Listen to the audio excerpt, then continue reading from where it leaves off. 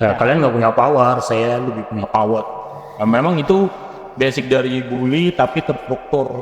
Kalau belum 18 tahun, akhirnya banyak kan sih damai. Di beberapa daerah sih ada penjara anak. Anak-anak tuh sampai dimasukin ke penjara anak tadi gitu. Bentuknya bisa kekerasan, bisa verbal, bisa apa yang menyakiti lah. Itu dari orang yang lebih tinggi powernya. Ya, yang pertama ya jangan kita yang jadi bully. Yo guys, kembali lagi di kelas Realita by Lavender Channel. Kembali lagi bersama kita berdua. Perkenalkan, nama saya Muhammad Nadine dan ini Nama gue Rina Pandya Setiawan. Oke, nah kita mau bahas apa hari ini, Nak? Kita mau bahas bully sih niatnya. Bullying? Oh iya, bullying. Apa itu? Bullying ya? Pendefinisian bullying ya? Iya, Gimana menurut lo pendapat lo, Nak? itu yang suka ngajarin orang kan, itu disebut bullying. Jahilin orang? Mungkin bisa ya. Kalau misalnya gebukin orang sampai ya itu gimana? Wah, itu sih kriminal. Wah ya. Oke. Kita masih belum tahu itu yang pastinya ya. Untuk lebih tahu lebih lanjut, mari kita bahas di kelas Realita. Oke. Hari ini kita sudah bersama narasumber kita hari ini dan yang kemarin juga, Kasat. Halo. Halo kakak. Halo Kasat. Ya. Apa? Baik. Alhamdulillah.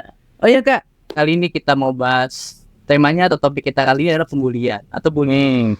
Nah Kak, sebelum kita masuk ke yang lebih jauh lagi, kita mau nanya dulu nih, definisi bullying menurut Kak Saat sendiri, atau bullying itu apa sih Kak? Gitu.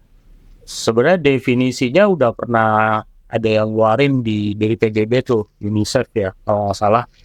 Intinya pemaksaan, bentuknya bisa kekerasan, bisa verbal, bisa apa yang menyakiti lah, itu dari orang yang, atau dari, bisa seseorang, atau dari lembaga atau apa yang lebih tinggi powernya. Jadi, kalau bahasa lainnya ya power abuse, membuat karena lu punya power, lu punya kuasa gitu kan. Kayak lu bisa ngapa-ngapain aja ke orang yang nggak punya kuasa sama lu gitu. Nah, biasanya itu dibahasnya bullying tuh di sekolah, misalnya di pendidikan gitu. Kayak ke kelas, ke adik kelas gitu, senior ke mahasiswa yang lebih, kalau mahasiswa senior ke adik kelasnya, ada angkatannya, atau bahkan misal dari guru ke siswa gitu. Nah, ada juga kalau di kantor, misal di perusahaan, bisa tuh senior di kantor ngebully adik tingkat di bawahnya, atau orang yang baru join ke kantor, atau level yang lebih tinggi ke staff, ke bawahan gitu, atau ya ke pegawai yang lebih rendah lah jabatannya. Itu juga bisa dianggap bullying. Menyalahgunakan kekuatan ya, kuasa gitu. Ya. Dan nggak mesti fisik ya tadi ya. Oh iya. Verbal bisa. Verbal bisa juga, yang kadang lebih nyakitin beberapa orang sampai bikin trauma ya verbal juga. Apa? Di hati kena banget ya. Kena banget. Nah, mentalnya kena banget tuh. Kayak misalkan dimarahin di tengah lapangan gitu. Wah, itu Dijemur gak? Nah? Dijemur gak? Bisa jadi dijemur, bisa jadi enggak. Atau misalkan dimarahin gara-gara apa gitu-gitu, itu bisa dia bullying gitu, mempermalukan gitu, karena alasannya misal biar kapok lah, biar apa gitu. Itu kan hukuman yang jatuhnya bullying gitu. Oh, biar melatih mental ya. Ya. Padahal dilatihnya itu tidak wajar gitu. Betul, nah itu sedangkan orang-orang kan beda-beda tuh ininya apa, ketahanannya masing-masing. Benar. Dan responnya juga beda-beda. Nah itu yang kita nggak bisa ukur. Oh iya Kak, kita punya satu video nih dari Sulawesi. Saya mau nanya nih, apakah video ini termasuk dalam pembulian Kak? Ini videonya.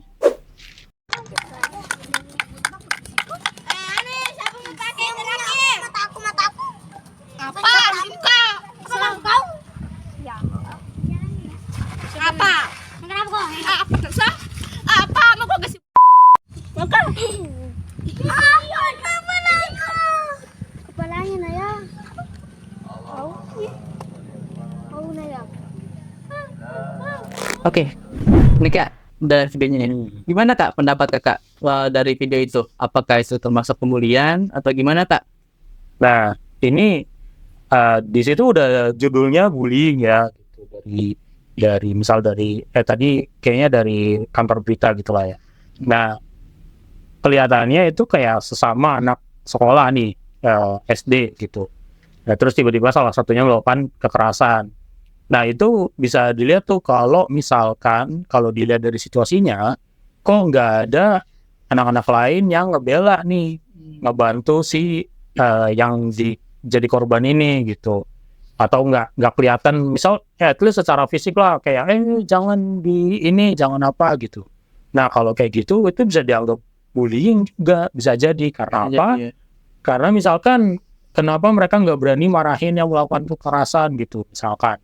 Nah, ini kenapa ini orang ngelakuin kekerasan? Kalian harusnya ya di stop gitu atau apa gitu, atau dipisahin atau apa, atau segera dilaporin ke yang lebih berwajib gitu, misal ke guru kayak yang tanggung jawab di situ, atau ke orang tua, segera gitu ada respon segera. Nah, karena nggak ada, bisa jadi mereka ini dalam tekanan juga, atau yang melakukan kekerasan itu udah punya power tuh gitu. Bahkan di level anak-anak aja kadang kita tahu ada yang punya power lebih kan, kayak misalkan dia paling seru, dia paling lucu, akhirnya dia kayak milih kalau dia jangan ditemenin yuk, yang ini jangan ini gitu. Kayak kalian harus setuju sama si satu orang itu kan akhirnya dia jadi punya power. Akhirnya ketika melakukan sesuatu yang lain gak berani nyangkal, nah itu bullying. Nah, yang digambar itu tadi teman-temannya ini apakah nggak berani menyela atau ngelarai gitu-gitu. Nah, kalau sampai terjadi kayak gitu berarti bisa dianggap bullying juga gitu. Mungkin mereka belum ngerti sama takut tuh. Bisa jadi, Misalnya kalau mereka bantuin nih, ntar aku malah kena lagi gitu. Nah, itu juga bisa jadi kalau ngerasa. Nah, tadi bullying kan bisa jadi tadi orang yang lebih punya power, kalau badannya lebih gede gitu, dan kalian takut karena badannya lebih kecil, itu juga dianggap ya bullying juga gitu. Takut karena tadi ya, kalau aku bantu nanti aku kalah juga gitu, akhirnya itu kan bullying juga gitu. Akhirnya yang lain nggak jadi pada bantu, ada itu hitungannya bullying juga. Oke, Kak, kita mau nanya nih Kak, kan tadi kita udah selalu tahu nih bentuk bullying secara verbal, fisik ya. Lagi nggak sih Kak macam-macam bentuk bullying gitu? Bullying secara verbal, fisik banyak sih, kayak misalkan disuruh-suruh atau apa kayak gitu, itu udah parah gitu kan. Kayak misal biasanya sih ngejek atau apa gitu, sampai misalkan ngambil sesuatu yang bukan punyanya, itu udah paling parah lah. Dengan ancaman juga ya, dimintain dipinjam tapi diancam pinjemin gitu. Itu udah kriminal sebenarnya. Kalau beberapa kasus bullying itu kan udah jelas kriminal ya gitu. Misalkan kayak tadi mukul kayak atau apa gitu, atau membuat apa kegiatan perlakuan yang tidak menyenangkan, itu kan sebenarnya kriminal juga. Nah, kalau buat umur yang masih muda nih, makanya biasanya akhirnya orang tua saling ketemu terus sudah selesai. Nah, takutnya kayak gitu tuh kalau misalnya masih di level pendidikan. Kan kalian masih anak-anak, misalkan belum 18 tahun, belum bisa dituntut tuh buat kegiatan-kegiatan yang mukul kayak atau apa gitu. Atau kalaupun dituntut ya kasihan gitu kan, atau nggak enak atau gimana gitu, kalian malah dikecam balik gitu sama orang-orang, namanya masih kecil lah gitu. Nah, itu yang takutnya malah jadi tumbuh subur gitu, masalah bullying tadi. Nah, biasanya ya itu kalau memang masih levelnya di bawah dewasa, tadi masih di bawah 18 tahun, kalau untuknya kayak gitu tuh, kayak bisa ngeledek kayak mungkin nggak fisik gitu, karena mereka masih sama kuat nih, badannya sama-sama gede atau sama-sama kecil gitu. Jadi lebih ke apa, omongan atau apa gitu, atau bahkan keroyokan. Kalau keroyokan juga itu udah kriminal kan sebenarnya gitu. Oh, berarti kalau ada yang ngebullying sampai dikeroyok itu belum bisa masuk ke kriminal ya? Soalnya kalau umur belum cukup. Sebenarnya kalau belum 18 tahun, akhirnya banyak kan sih damai. Secara hukumnya kita Kasat perlu riset lagi nih ya, kalau belum 18 tahun tuh gimana. Di beberapa daerah sih ada penjara anak ya. Oh, Ada beneran anak-anak tuh sampai dimasukin ke penjara anak tadi gitu. Tapi kan nggak semua daerah kayaknya punya masalah penjara anak ini gitu. Kalau dia keroyokan, tawuran, atau kalau tawuran dua kubu, dua kelompok banyak ya. Iya. Kalau kelompok sama satu orang itu kan namanya keroyokan gitu. Nah, kalau keroyokan ini kan tadi anak-anak mereka ini dibawa, terus ya itu dibawa ke misal sampai ke kantor polisi, berarti itu udah jauh. Biasanya kalau masih tanggung jawabnya di sekolah, ya ketemunya sama sekolah, sama orang tua gitu-gitu. Kita sering lah hal-hal yang ya diselesaikan secara kekeluargaan, itu masih banyak kejadian di Indonesia gitu. Oke.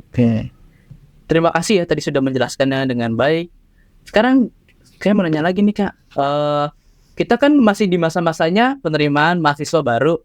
Di itu mahasiswa baru itu mengalami namanya tuh event ospek ya, ospek. Nah, dari ospek itu ada beberapa oknum ya bisa dibilang, atau ya pokoknya itulah yang melakukan tindakan-tindakan yang kurang wajar ya untuk melatih disiplin mereka, fisik mereka dan mental mereka. Bagaimana tindakan Kakak atau tanggapan Kakak mengenai itu? Nah, ospek itu kan awalnya bahasanya kan orientasi kehidupan kampus gitu, pengenalan kampus. Kalau ada yang bahasanya sekarang PPKMB kalau nggak salah, atau itulah yang baru. Baru. Makanya itu ganti nama, sebenarnya pengen ganti suasana lah biar lebih dekat sama mahasiswa, biar lebih baiklah, lebih beneran ngenalin kampus gitu. Nah, yang dulu atau mungkin di beberapa daerah masih tuh misal ospek tuh sampai misal di dulu ada yang sampai meninggal segala macam kan, pernah ada tuh kan yang ditendangin kayak atau apa. Tapi ya alhamdulillahnya sih sekarang udah nggak ada ya. Nah, kenapa dulu kayak gitu? Nah, itu bisa jadi ya cuma showing masalah punya kalian nggak punya power, saya lebih punya power. Nah, memang itu basic dari bully tapi terstruktur gitu bisa dibilang ya. Dulu kan saya juga panitia ospek sebenarnya, cuma memang makin tahun kan makin dibuat lebih, maksudnya nggak merepotkan gitu, nggak buat apa. Sebenarnya yang dicari adalah awalnya kan niat utamanya bikin mereka lebih nyaman di kampus gitu, saling kenal satu sama lain, punya cerita berbeda. Nah, tapi itu jadi diartikan kemana-mana tuh gitu. Misal ada yang arah dimarah-marahin kayak atau apa gitu. Nah, itu jatuhnya ya cuma melanjutkan tradisi. Mereka cuma beberapa ya kalau ditanya kenapa harus kayak gitu sih, ya karena dari dulu kita juga kayak gitu. Oh, jadi gitu. Ikutin tradisi aja gitu. Nah, makanya ketika makin tahun akhirnya mau nggak mau ya diputus kan, harus ada yang memulai tradisi baru gitu. Gimana caranya ya dari panitianya itu. Tapi kan balik lagi nih, kadang terjadi bully power, Pak. Ada senior lain yang merasa dia lebih masih punya power nih gitu, kayak akhirnya malah ngasih tekanan ke panitia yang tahun itu, misalkan kok kalian nggak kayak tahun lalu sih gitu, kalian mana pelatihan ininya gitu. Misalkan dianggapnya misal dibilang biar kalian selama kuliah lebih tahan nih, karena di perkuliahan kalian tuh nanti mengalami tekanan yang berat loh gitu segala macam. Nyatanya dari dosen juga udah mulai berkurang masalah tekanan-tekanan itu. Di selama kehidupan kampusnya, pembelajarannya itu ya udah nggak ada lagi kayak misalkan dosen bikin, udah banyak ya yang nggak ngelakuin itu. Misal dosen bikin tugas, terus besok dikumpulin, malam ini dikumpulin atau kapan gitu, tugasnya 1000 soal, ngafalin apa gitu ya. Udah banyak yang nggak ngelakuin itu. Udah banyak dosen juga yang lebih demokratis gitu ke mahasiswa. Kalian mau dikumpulin kapan nih? Kalian harus paham tentang ini. Gimana kalian mau kalau dari Bapak ya, kalian harus nih kerjaan soal-soal ini. Bisa selesai kapan? Kalian ada PR lain enggak gitu. Semua lebih demokratis. Akhirnya turunannya ya jadi ke panitia lagi gitu dari dosen. Kita udah nggak ngerepotin kok, kita udah nggak banyak tekanan gitu.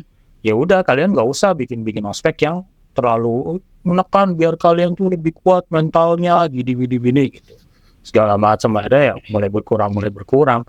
Tapi nyatanya ya intinya tadi nyatanya sekarang sih udah banyak dikurangi ya. Bahkan banyak kampus yang nambahin ospek-ospeknya yang lebih fun gitu. Bikin logo-logo, bikin Makin gambar-gambar, kreatif ya. makin kreatif gitu-gitu. Supaya orang makin pengen datang ke kampusnya mereka. Karena tadi sekarang kampus juga punya kewajiban untuk menghasilkan bahasanya.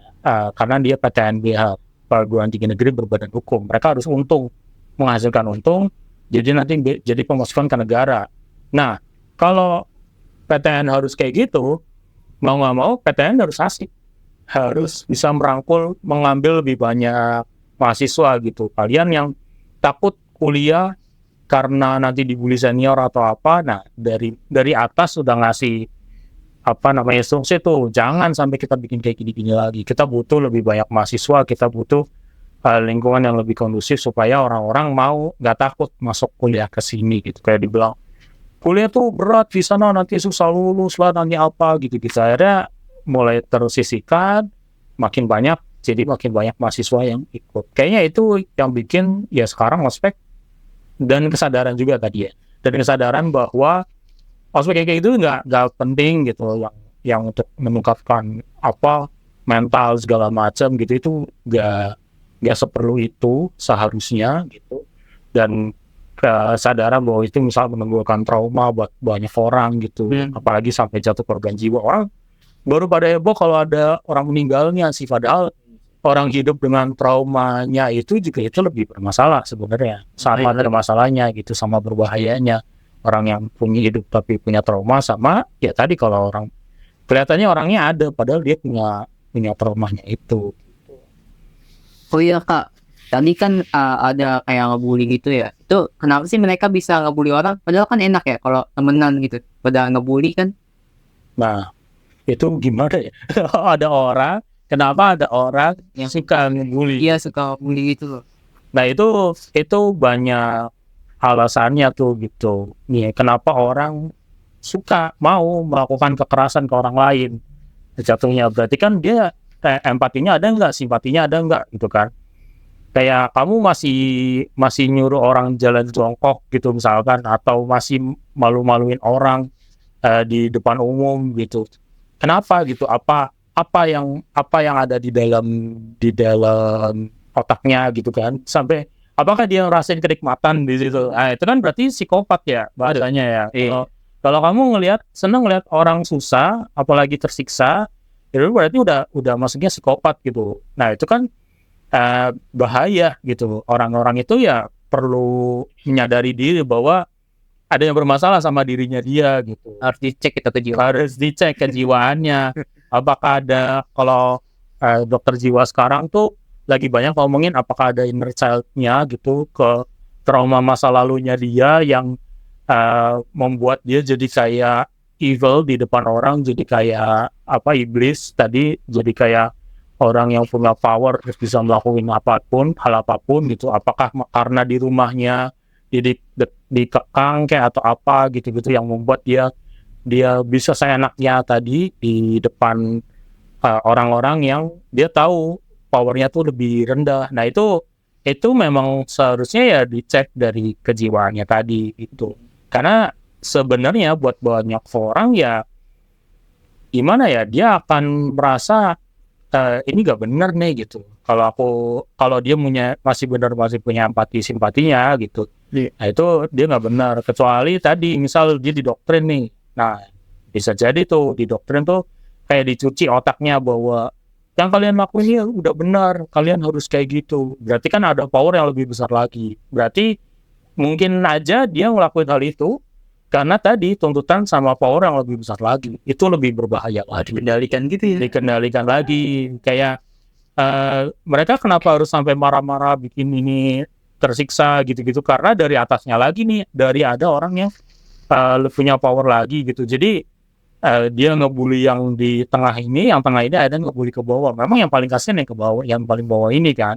Nah yang atas ini padahal dia bisa ngebully langsung sebenarnya, tapi karena dia nggak punya apa yang boleh jadi panitia kayak misalkan, atau dia nggak punya tangan langsung yang bisa nyuruh. Kalau bisa ngomong langsung bisa kelihatan banget kriminalnya gitu. Ya kan bisa jadi akhirnya dilewatin orang lain gitu. Kalau perantara ya. Nah itu, jadi kemungkinannya tadi kalau bisa jadi dari dirinya, kalau dia masih merasa menikmati berarti ada masalah tuh, dia harus ke kejiwaan, atau bisa jadi kebalikannya, dia ngelakuin hal itu karena dia dapat tekanan juga dari luar tuh. Maaf kak, tanya ini ada sensitif ya. Jadi kalau kakak itu pernah dibully atau enggak sih? Atau pernah ngerasa dibully gitu sama orang lain? Pernah sih sebenarnya, pernah. Waduh. Tapi kalau yang di ospek-ospek tadi mungkin karena balik lagi, karena ini tradisi, karena ini kewajaran, kadang-kadang nggak merasa itu sebagai bully. Balik lagi, walaupun setelah pas ditanya, saat dulu pernah ospek tuh bawa tas bentuk dari kardus, di warnanya hitam, terus ada sedotannya keluar. Kebayang nggak? Kayak ada kotak, terus sebelahnya ada sedotan keluar warna putih. Iya. Nah, pas dibilang bahwa itu adalah bentuknya IC, tahu IC ya, kayak chip, microchip yang di dalam komputer gitu. Nah, kan ada kaki-kakinya kayak gitu, warnanya hitam juga kan, sama persis kayak prosesor gitu, kan kayak gitu. Nah, waktu itu ya terima-terima aja gitu. Padahal ternyata pas ditanya, itu biar kalau kalian lagi jalan Joko kayak kecoa. Itu kan berarti mereka ngetawain kan, mereka bully kan sebenarnya. Itu dalam aspek tuh gitu. Tapi kaminya para junior ini nggak ngerasa tuh kayak gitu. Iya. Karena yang diomongin enggak, kalian harus kan mengenalan kampus, jadi kalian kenalin hal-hal apa yang ada di kampus, salah satunya chip komputer kayak gitu dipakai apa. Pemikirannya ke situ awalnya ya. Makanya pemikirannya ke situ karena di doktrinnya kan kayak gitu kan. Iya, oke. Lanjut. Nah, yang paling parah tuh sebenarnya yang antara guru ke siswa. Itu ada tuh dulu orangnya udah almarhum lah gurunya. Nah, itu tuh kayak waktu itu Kasat lupa ngerjain PR karena habis sakit. Jadi kayak memang PR-nya itu dikasih sebelum sakit, tapi kan dulu kebiasaan nih kayak, kalau udah sehat mau berangkat aja ke sekolah kayak gitu. Ya karena udah ngerasa udah sehat, berangkat aja dulu ke sekolah. Padahal baru ngerasa sehatnya pagi itu, malamnya masih nggak enak badannya gitu kan. Begitu nyampe ternyata PR-nya belum dikerjain karena berapa hari sakit nih gitu. Belum nggak buka buku sama sekali. Di omel-omelin di depan kelas. Nah itu kan di depan kelasnya sampai ngomong kayak, kamu gak dari kuburan sendiri aja, kubur diri sendiri, kayak masih ingat banget lah kata-katanya. Wah, Nah, itu kan dalam buat anak SMP, waktu itu masih SMP gitu. Kayak padahal kalau ditanya satu kelas itu juga satu deretan gak ada yang kerjain PR. Kenapa kakak kalau yang kena? Karena waktu itu gurunya lagi malas muter.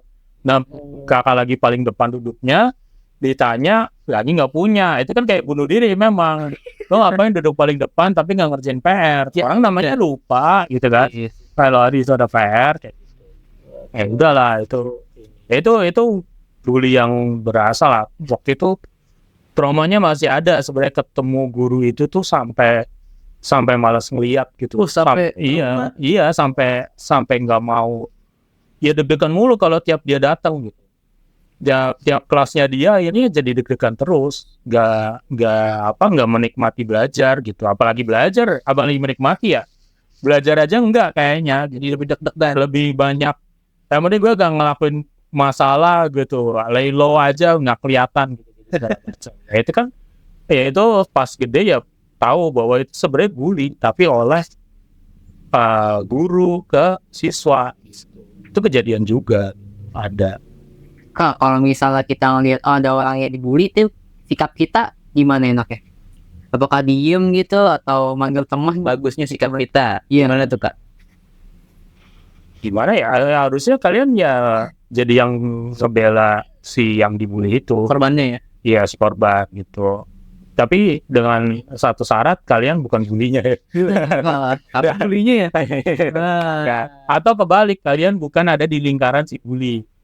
Kadang-kadang gitu kan. Saya juga ngerasain ada di teman-temannya si bully nih, supaya waktu dulu gak dibully gitu. Nah akhirnya kan susah kita mau ngebela si yang lagi dibully nih. Tapi padahal kalau kita sadar dengan posisi itu, malah kebalik, kita bisa nyetop si bully. Udah cukup, udah biarin gitu, selesaiin gitu. Udah nggak usah gitu. Bisa dari situ dulu, kemudian ya lapor ke orang yang lebih berwenang, yang lebih berkuasa tadi. Ya si bully ini punya kuasa, tapi kan harusnya ada yang lebih punya kuasa lagi. Kalau di sekolah terutama, misalkan di media pendidikan, kalian bisa lapor di sekolah, berarti bisa lapor ke guru BK nih. Sebenarnya kayak tadi tuh terjadi nih pembulian sebenarnya, tapi nggak ada yang berani ngomong ya. Tadi speak up tadi gitu, harus stop, terus kemudian dilaporin supaya nggak kejadian lagi gitu. Dan kalau ke korbannya ya mending ditemenin aja, dibilang bahwa ya udah nggak usah, bukan gimana ya caranya ya, pokoknya kalau ke orang yang dibully ini ya pokoknya kalian tahu bahwa kalian hadir sama mereka, kalian ada di sisinya dia, bukan di sisi si pembuli gitu. Kalau jangan nyembuhin traumanya gimana Kak? Kita kan kalau dibully di sekolah jadi kayak males gitu masuk sekolah. Nah itu cara nyembuhinnya gimana tuh? Nah itu panjang sih sebenarnya. Sebenarnya ya. Banyak ya caranya ya? Enggak, ya banyak. Tapi intinya gini, trauma tuh gimana sih? Trauma itu ketika kita jadi gampang ke-trigger sama sesuatu yang mengingatkan gitu kan. Ya, jadi misalkan kamu berapa lama sih bisa berdiri di dekat macan gitu? Kan kalau kalian nggak pernah digigit, mungkin nggak kalian setakut itu. Iya benar. Mungkin ini tahu nih ada pawang, terus udah dibilang nih macan kenyang atau ini macan tidur gitu. Terus kalian duduk nih di sebelahnya gitu. Ini analogi yang paling ini ya dari dokter Jimmy, dokter spesialis jiwa gitu. Nah kalau kalian pernah digigit, pernah dicakar atau pernah gitu doang sama macan nih. Padahal ini macan tidur nih gitu, ada pawangnya lagi, dipegang di rantai lagi misalkan gitu. Nah, awalnya kalian nggak apa-apa kan, bisa jadi kan. Nah, tapi ketika kalian ternyata pernah dikagetin sama macannya gitu. Habis itu kalian bisa aja ngelihat ibu-ibu pakai baju macan, terus kalian jadi gemeteran, bisa kan? Bisa kan? Kamu mungkin nggak ada ibu-ibu pakai baju macan kan, mungkin banget ya. Anggap ya, atau bapak-bapak pakai baju macan ya, atau apa pakai baju macan. Terus jadi ke-trigger. Nah, itu namanya trauma. Itu namanya trauma beneran gitu. Ada hal buruk yang menimpa seorang ya. Nah, jadi gampang trigger. Nah, trauma itu adalah tadi gampang ke-trigger dari hal yang aslinya gede jadi yang paling kecil banget. Misal sekolah, tadinya kamu masuk sekolah nggak apa-apa, bahkan jadi kamu harus muter kalau mau lewat tempat itu. Mau ngelewatin tempat tadinya, dengan kamu lewat tempat itu, kamu lewatin aja tuh depan sekolah, kamu jadi lebih cepat. Tapi karena kamu nggak mau banget ngelihat sekolah, akhirnya kamu muter. Itu trauma. Kita pahami dulu di situ. Nah, yang pertama kamu harus lakukan adalah bahwa kamu tahu kamu punya trauma itu. Traumanya seberapa dan batasnya tadi. Kayak misalkan kamu harus, misal kalau di dokter jiwa tuh setahu kakak tuh dari banyak sumber dibilang ya ada latihan pernafasan lah, nenangin diri, pahami tadi traumanya sampai mana gitu. Supaya sampai akhirnya kalian bisa tuh sampai mungkin nggak akan bisa nih orang itu berdiri lagi di sebelah macan gitu. Mungkin ada orang yang cepet banget bisa habis itu langsung bisa ngurus macan lagi, bisa habis itu datang ke sekolah lagi gitu, langsung. Tapi ada yang penyembuhannya cepat ya. Penyembuhannya cepat gitu. Tapi ada yang bisa lama banget dan itu tergantung orangnya masing-masing. Tapi yang tadi harus kamu pahami dulu dan ya melatih gimana caranya supaya reaksi akibat triggernya tadi itu nggak terlalu jauh jomblangnya. Kayak misal awalnya kayak tadi Kak Saat deg-degan terus setiap ketemu guru tadi gitu. Ya alhamdulillahnya setelah lulus masih nggak deg-degannya, sebenarnya masih ketemu guru itu juga males, masih ada malesnya gitu. Dan itu trauma namanya gitu. Tapi kan ya salahnya Kak Saat waktu itu nggak nemuin psikolog, nemuin apa gitu loh. Jadi itu apakah masih ada? Ya nggak tahu kan, udah nggak pernah ketemu juga orangnya. Nah terus gimana caranya? Ya tadi harus dipahami traumanya seberapa, tadi batasnya seberapa. Misal kamu sejauh itu sampai ngelihat orang sampai mau lewat sekolah aja malas harus muter gitu. Nah, itu kan udah makin parah. Bisa nggak dilatih secara fisik gitu supaya ketika kamu lewat lagi makin dekat makin bisa menahan nih gitu. Makin tingkat resistennya tuh makin tahan. Itu baru kalau udah lewat selesai ya bisa aja kamu sembuh dari traumanya itu, bisa aja ya nanti kapan-kapan kambuh lagi kita nggak tahu juga. Untuk solusinya gimana nih Kak? Kan kita nggak bisa ngapus ya secara langsung bully. Bisanya cuma meminimalisirnya doang. Nah itu gimana caranya? Ya, cara pencegahan atau pemutusan bullying itu tuh gimana biar berhenti, biar nggak ada lagi, gimana tuh? Ya Ada nggak caranya? minimalisir. Iya, meminimalisir. Ya yang pertama ya jangan kita yang jadi bullying. Lu nggak boleh jadi bully. Nah ini bullying, ini bullying. Maaf ya guys. Kan merasa yang satu lebih power gak dari yang lain. Ya gitu. Yang pertama adalah jangan sampai kita yang jadi bulinya gitu. Supaya ini tandanya terputus nih. Dan tadi menyadari bahwa yang bullying itu yang kayak apa. Kayak tadi tradisi-tradisi yang ini kenapa harus dilanjutin? Karena ini tradisi. Kalau kalian turun-temurun. Kalau kalian paham, ya tradisi perlu dilanjutin nggak kalau sebenarnya itu salah. Kalau kalian sadar itu, ya udah. Kayak at least kalian dengan menolak pergi atau bisa lapor ya udah lebih bagus gitu. Tapi kalau nggak pun ya minimal jangan kalian yang jadi bulinya. Jadi kita fokusnya nggak cuma menghindari bully terjadi ke kita, tapi ya jangan gimana caranya supaya kita jangan jadi bully. Jadi kita sendiri mengurangi lah kita jadi ya, jangan sampai kita yang jadi bully itu kan minimal dengan satu orang kita yang nggak jadi jahat ya pasti minimal berkurang kemungkinan ada nambah orang jahat lainnya. Oke guys, terima kasih banyak ya Kak Saat udah mau sharing-sharing dan ilmu dan pengalamannya. Oh, sama-sama. Mohon maaf jika ada salah-salah kata dan jangan lupa like dan subscribe Lavender Channel. Dadah guys. Dadah. Nonton episode selanjutnya ya. Ya.